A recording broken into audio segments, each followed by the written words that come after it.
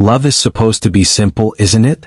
You meet someone, you fall for them, and then, if the stars align, you find a way to build a life together. But what happens when love becomes a labyrinth, when it entangles itself with secrets, shame, and betrayal? My name is Logan, and this is the story of how the man I loved married my sister, and made me his secret. I first met Jackson at a family barbecue. The sun was blazing that day, casting a golden glow over the backyard as laughter filled the air. My sister Claire had dragged me out of my apartment, insisting I needed to socialize more. It was a typical Claire move. She'd always taken it upon herself to play the role of my unofficial life coach. "You're wasting your prime sitting in that stuffy flat of yours, Logan," she'd said, her voice dripping with exasperation. "Come and meet some people for once." I had rolled my eyes but eventually relented.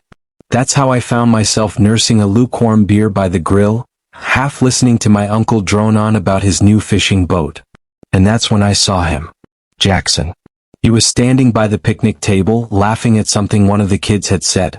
His laugh was warm and full, the kind that made you stop and take notice. He had a natural ease about him, like he belonged in every space he entered without even trying.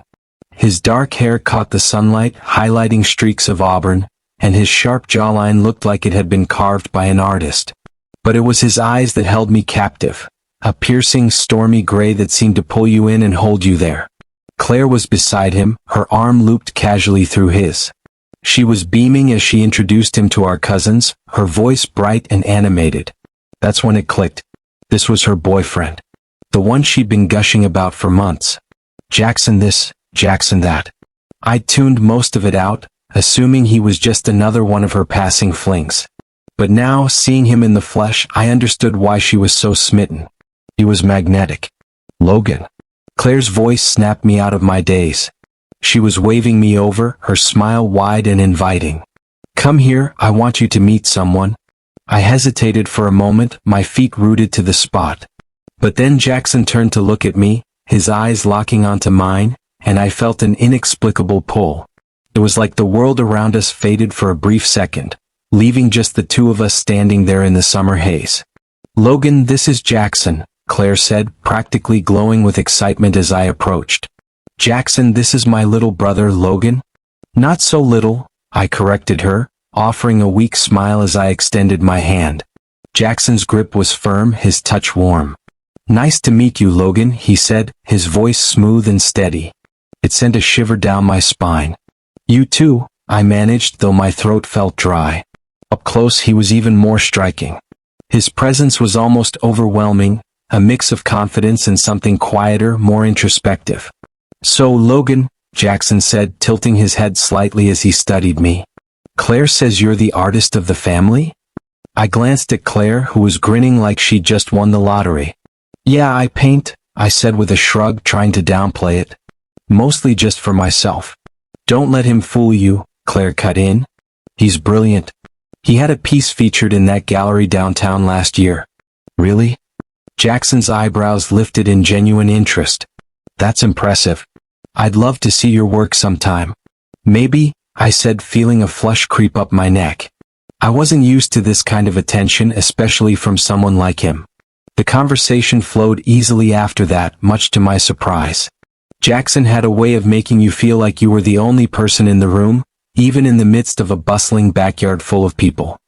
He asked thoughtful questions, laughed at my dry humor, and seemed genuinely interested in everything I had to say. By the end of the afternoon, I found myself lingering near him, soaking up his presence like a plant desperate for sunlight. But as the sun dipped below the horizon and the barbecue wound down, reality came crashing back. Jackson was Claire's boyfriend. Whatever strange connection I felt with him was irrelevant. He wasn't mine to notice, let alone want. Still, as I watched him say goodbye to the family, his hand resting lightly on Claire's back, I couldn't shake the feeling that meeting him had shifted something inside me. And I had no idea what to do about it. It didn't surprise me that Jackson was drawn to her. She had a magnetic energy that was hard to resist. And yet, every time I saw them together, I couldn't help but feel a pang of jealousy. It was wrong, I knew that. Jackson was off limits. But feelings don't care about rules or morality.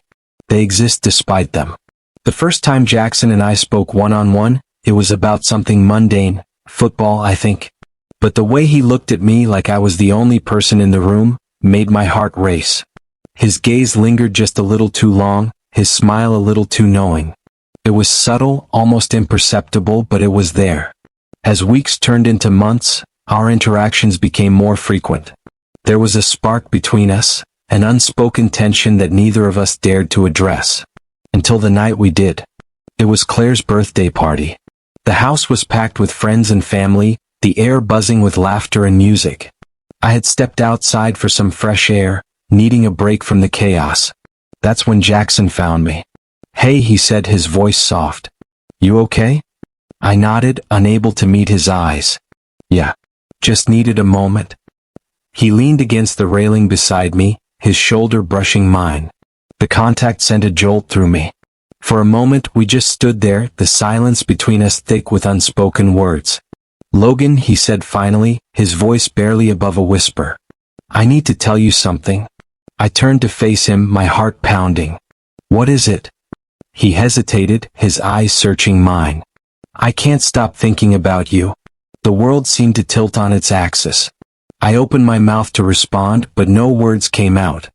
He took a step closer, his hand grazing mine. "Tell me I'm not imagining this," he said, his voice tinged with desperation. "Tell me you feel it too." I didn't need to answer. The look in my eyes must have said it all. Before I knew it, his lips were on mine, soft and urgent. It was like a dam breaking, all the emotions I'd been suppressing flooding to the surface.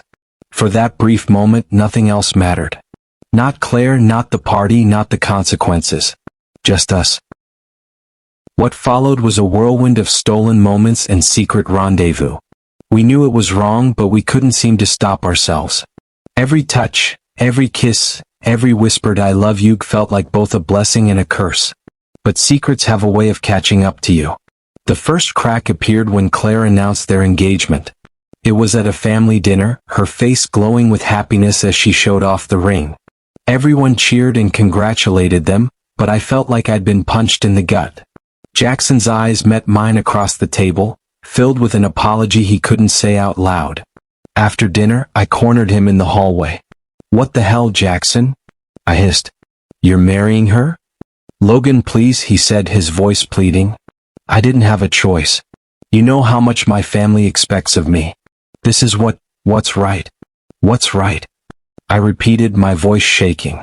How is this right? You don't love her, Jackson. You love me. I do love you, he said, his voice breaking. But I can't be with you. Don't you see? It's impossible. Tears stung my eyes, but I refused to let them fall. So that's it? You're just going to marry my sister and pretend this never happened? He reached for me, but I stepped back. Logan, don't, I said, my voice cold. If you're going to do this, then we're done. I can't keep being your secret. But it wasn't that simple. Even after the wedding, even as I tried to move on, Jackson kept coming back. A text here, a late night call there. Each time I told myself it would be the last. And each time I gave in. The guilt was suffocating. I hated myself for betraying Claire, for being complicit in this web of lies. But I couldn't let him go. He was like a drug and I was hopelessly addicted. Things came to a head one night when Claire found one of his messages on my phone. It was innocuous enough, a simple "I miss you," but it was enough to raise suspicion. Why is Jackson texting you? She asked, her eyes narrowing. I froze, scrambling for an explanation. He was just checking in, I said lamely. You know, about the family. Her eyes searched mine, and for a moment, I thought she might push further. But then she nodded, her suspicion seemingly eased. Okay, she said. Just seemed a bit odd. That was my wake-up call. I couldn't keep living like this, caught between love and betrayal. Something had to give. In the end, it was Jackson who made the decision. One evening, he showed up at my apartment, his face pale and drawn. We need to stop, he said, his voice barely audible. I nodded, my throat tight. Yeah, we do. He took a step closer, his hand brushing mine. I'll always love you, Logan. You know that, right? I know, I said, tears streaming down my face. But it's not enough. And just like that, it was over. Looking back, I'm not sure if what we had was love or just a desperate need to feel alive. All I know is that it changed me, broke me in ways I'm still trying to mend. Jackson and Claire are still married. I see them at family gatherings, their smiles perfectly rehearsed. And me? I'm learning to let go one day at a time. Because sometimes the hardest thing isn't losing someone you love. It's choosing yourself instead. Hey there.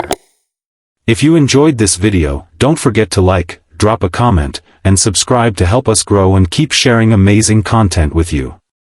And feel free to explore our other videos, we've got so much more epicness waiting for you. Thank you for being part of our journey, you're the real MVPs.